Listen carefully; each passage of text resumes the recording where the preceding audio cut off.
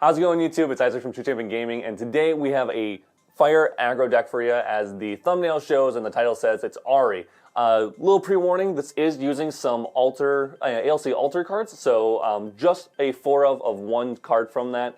We'll talk about it right away as soon as we get into the main deck. But so this is not legal for tournaments until the 10th of January. So as of recording, this deck is not legal, but something to keep your eye on and think about when you're playing and getting ready to test those new cards from ALC Alter. But let's jump right in. So Fire Spirit, playing fire, we allow those aggressive fire cards. We get to utilize one of the new cards. You probably already know what it is if you looked at ALC Alter spoilers. So that's why we're in Fire. Level 1 Ari, we do not go into level 2. We're just going to level 1 Ari for the 2 Gather that it gets and for the class bonus of Cleric. Honestly, not much more than that. And then actually, the main thing about that class bonus is that we can go for Polaris. So Polaris is a really, really cool card, and especially in this deck, there's so many use cases for it. You can bring this out in your main phase if you are level 1 Ari, or just Arasana in general, or you can bring it out just as a normal materialization, of course. But if you bring it out with Ari, when you are Ari, it will, in your main phase, this will come in rested. So when this comes in rested, obviously you have to wait a turn before you can start doing its effect, or before you can utilize its big effect, which is it turns itself into a board clear when we sack herbs. So we get a lot of herbs in this deck, so this can actually be a really large board clear if we need to. Oftentimes, the way we utilize this, it doesn't need to be that big. 3 is probably the most you ever need to use with this, but there are some cool cases where even just 1 or 2 herbs, that if we've sacked 1 or 2 herbs and we can use this as a 2 damage to the board, that's strong enough because it can kill off our own guys, which is really, really good in this deck, actually. So we'll get to those cards later, but just know that Polaris is a house of a card. And then we have some draw cards. We have GCR, don't need to really talk about that. Backup Charger. We do run a 1 of Turbocharge, which I'll get to later, of course, but we also have some ways to utilize that power cell, even if we don't find that Turbocharge, so that's really, really nice for that. It's always a good feeling to have multiple uses for that power cell that we have. Alchemist Kit, like I said, we're going to be gathering a ton in this deck, so this is usually just a GCR as soon as you find one of those gather cards.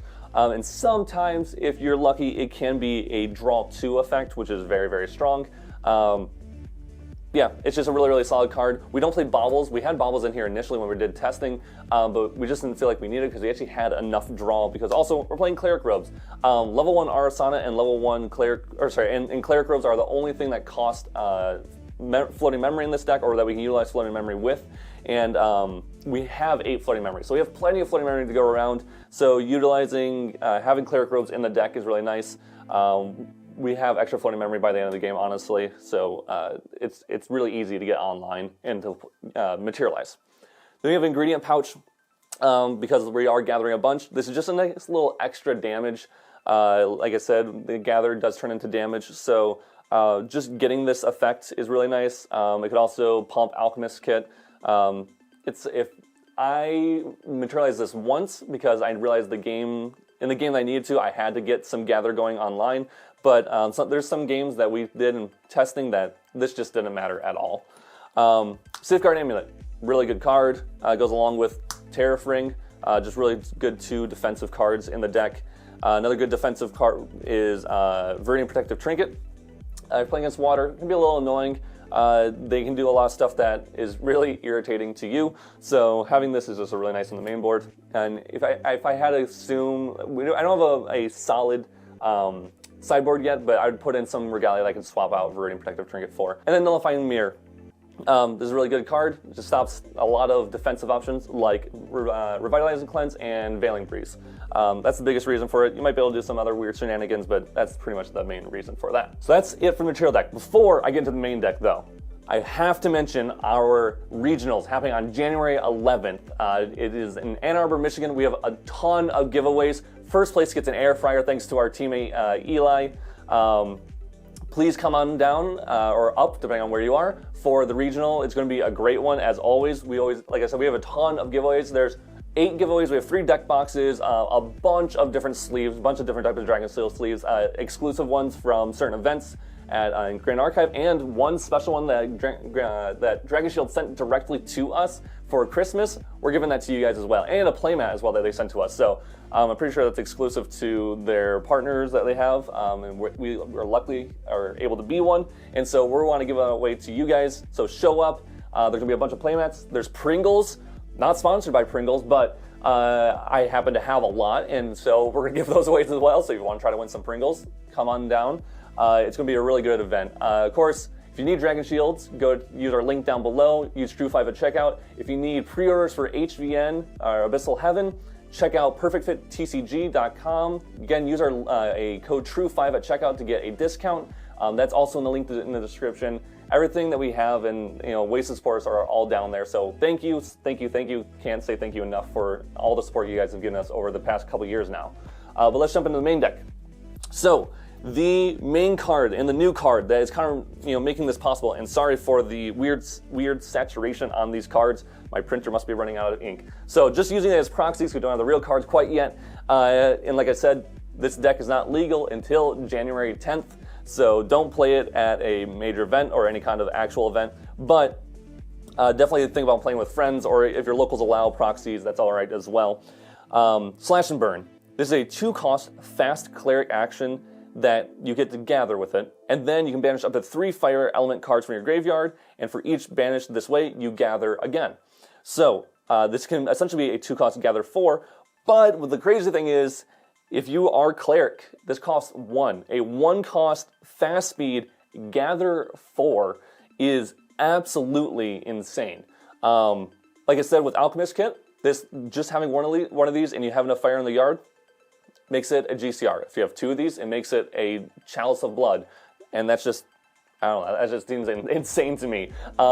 We use this for damage. So the next card I will talk about, and I'll kind of just keep this on the board so I can talk about it with it, is Kindling Flare. So this is a 2-cost slow cleric spell. As additional cost to activate this card, sacrifice any amount of herbs, and then deal 1 plus X, and X is the amount of herbs sacrificed when you were casting this. So we get to get 2 from level 1, and then we slash and burn. If we slash and burn once, that means we are going to get to do 7 damage with Kindling Flare. If you do another one, you get to do 11. About 11 is about usually the most that we have done in testing and just playing.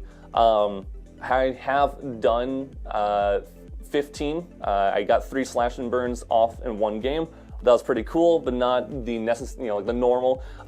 This is just like a mini combo to kind of help push for that extra damage, just like Rending Flames almost does in a lot of the aggro decks, or maybe like a Blazing Throw does. So this is something similar to that.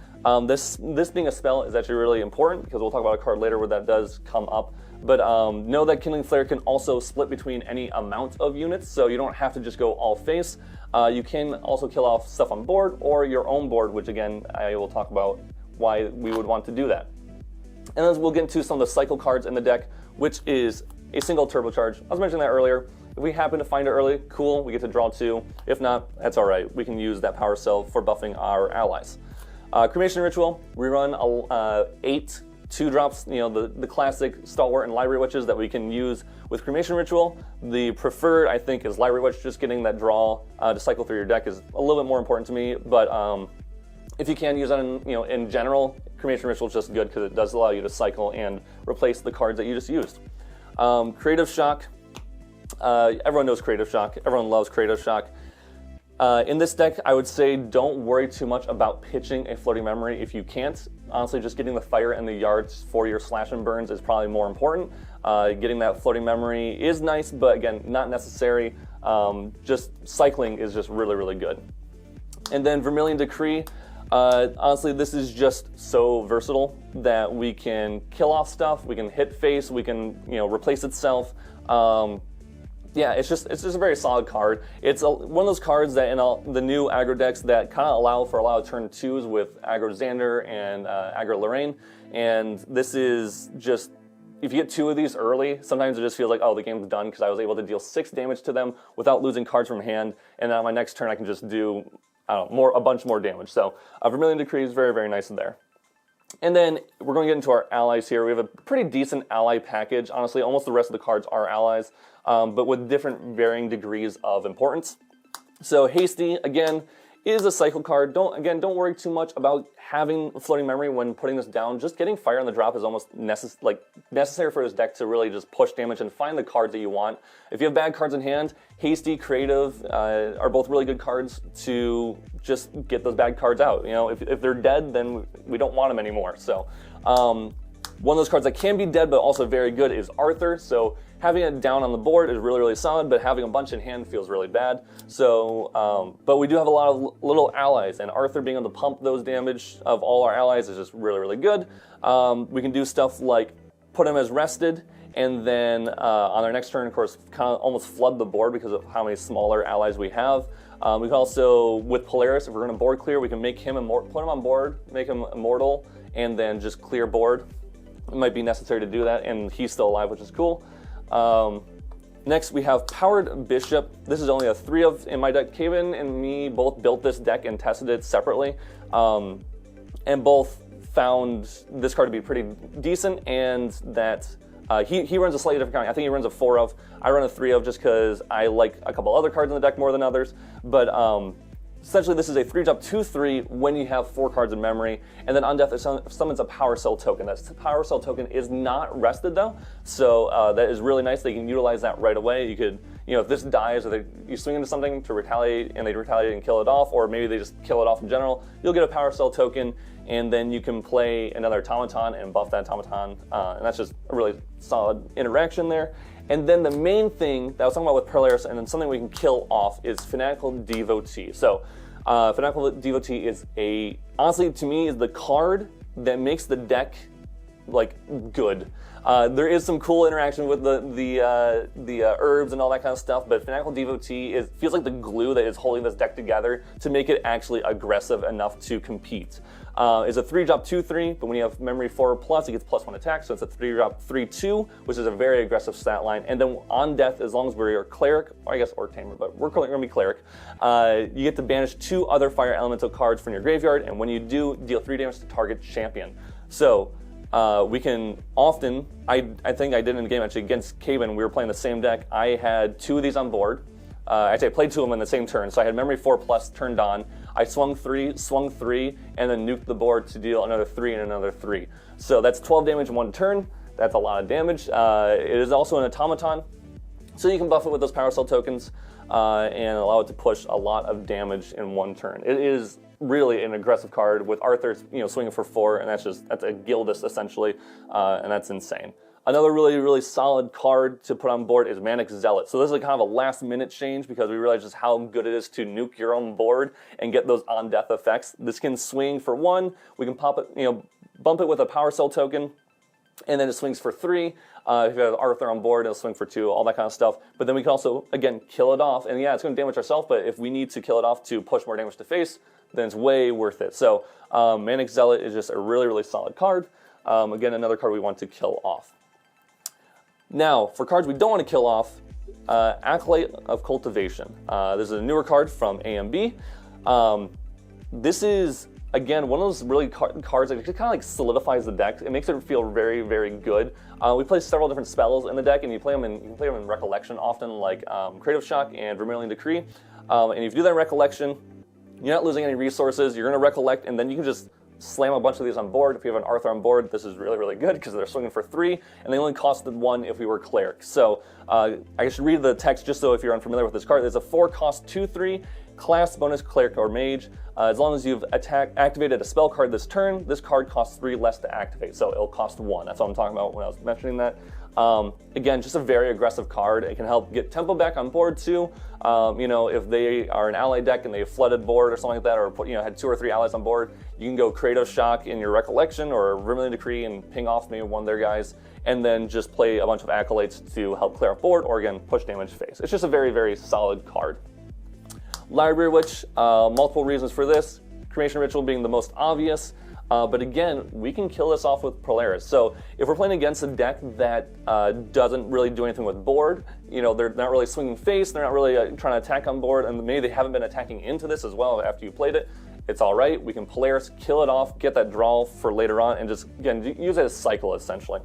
Again, just a very solid card against Nico. It's also very, very nice, for those swings. Another card that's really nice against Nico and the aggressive decks is Stalwart Shieldmate. This taunt, honestly, is more important than I thought it would be when I was playing with it. It helps protect those Arthurs, helps protect the Acolytes of Cultivation, or any other allies like Hasties that we want to keep on board. Stalwart was actually doing a very, very solid job at doing that. And then, of course, Cremation Ritual and Creative Shock and Stalwarts, you can pitch it for that floating memory. It's the most classic floating memory, I feel like, for those use case scenarios. And then our last floating memory card in the deck, which is Ignite Fate. Honestly, the only reason why it's here is, yeah, it could push damage phase, but I think 98% of the time I either pitched it with Creative Shock or Hasty to put a floating memory in the yard or a fire in the yard. The nice thing is that this is both. So either case, if we need to level up or get that draw from Cleric Robes, or we just want to put a fire in the yard, this is the perfect card to get rid of.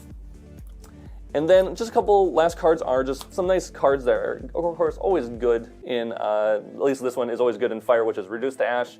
We do mess around with our graveyard a little bit, not too much, which is really nice. It's only Slash and Burn that is really focusing on our graveyard at all. So this is really good for Nullifying Lantern. But honestly, more importantly, I kind of felt like it was actually good for Safeguard Amulet. I killed Safeguard Amulet, I think, like 2 or 3 times with this in testing and when we played with friends and locals and all that kind of stuff. Because Slash and Burn can help push that damage with Kindling Flare, and Vermilion Decree is also pushing damage, and Zealot can push damage, and Fanatic Devotee can push damage, non-attack damage. Reduce to Ash on a Amulet can actually be very, very clutch. And then the last card of the deck, Innervate Fury. Because we might have extra floating memory, going down a level and then leveling back up with level 1 Ari and gathering twice again is actually very, really nice. I played it 2 or 3 times, so it's not like a necessary card, but when I did, it felt very, very good. Like I didn't want to not do it.